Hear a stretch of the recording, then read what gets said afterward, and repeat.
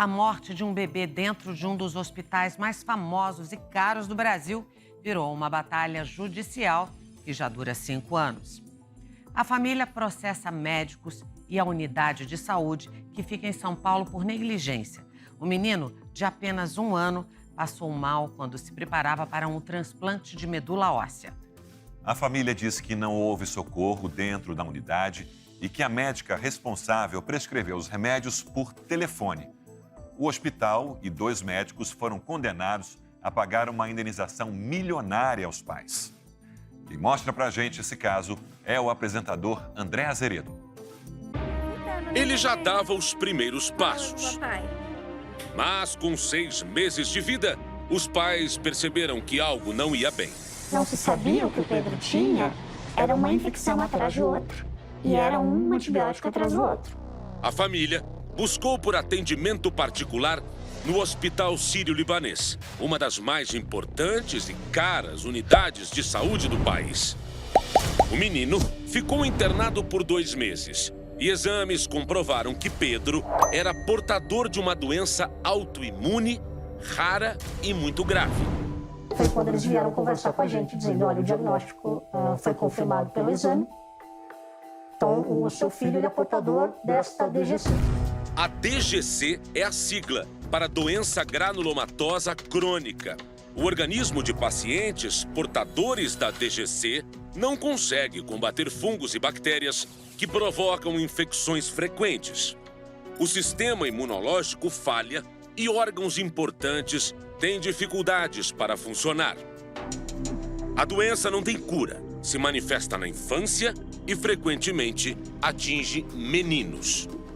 Logo que a gente entra em contato com as bactérias do sistema que a gente tem no frequente, né, estafilococcus, alguns fungos, que para nós todos que não temos doença passa batido, tranquilo, né? Para eles dá infecção grave. E infecção aonde? Principalmente nos pulmões, também nos gânglios, nas ínguas que a gente fala, né?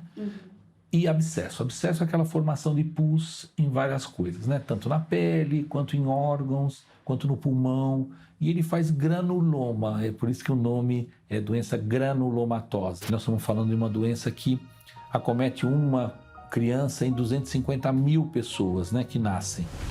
Com o diagnóstico do filho nas mãos, os pais ouviram que um transplante de medula óssea poderia dar à criança qualidade de vida longe de antibióticos. Um tratamento caro que a família fez questão de pagar, R$250 mil. Pedro e os pais voltaram para casa e ficaram à espera de um doador compatível. Uma criança normal, com desenvolvimento normal, 2 meses máximo que ele ficou em casa, ele até engordou. Em abril de 2018, veio a boa notícia. O doador foi encontrado. Pedro foi novamente internado, fez exames e seria preparado para o transplante.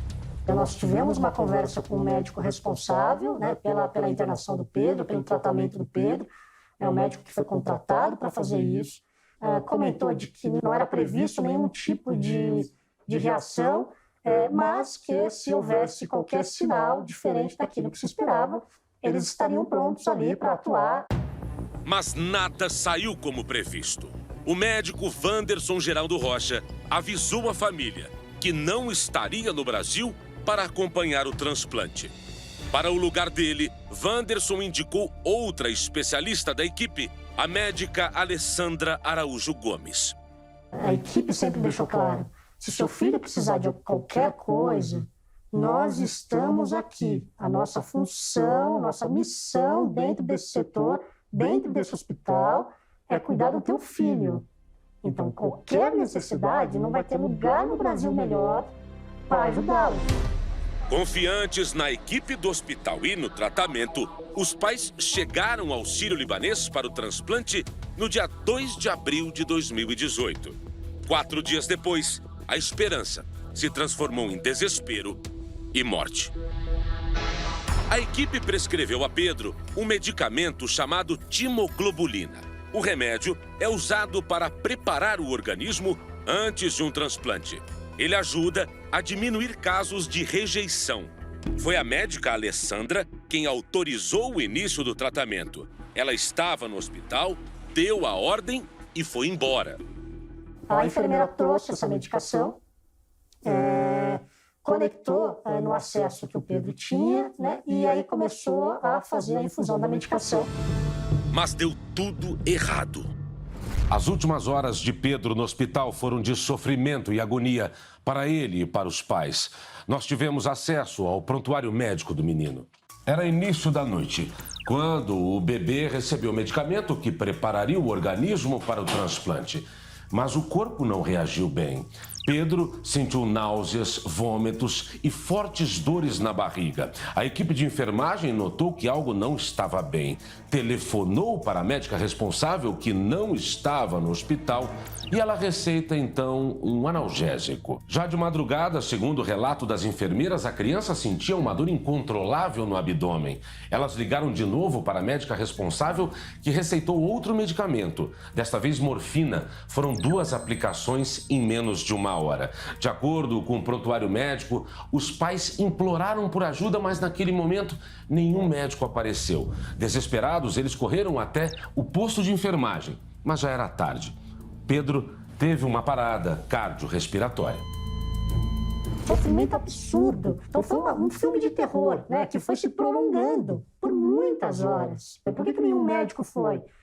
As enfermeiras relataram, indicaram que precisava de um atendimento. Por que ninguém foi? Com 6, 7, 8 horas sem atendimento médico dentro de um hospital.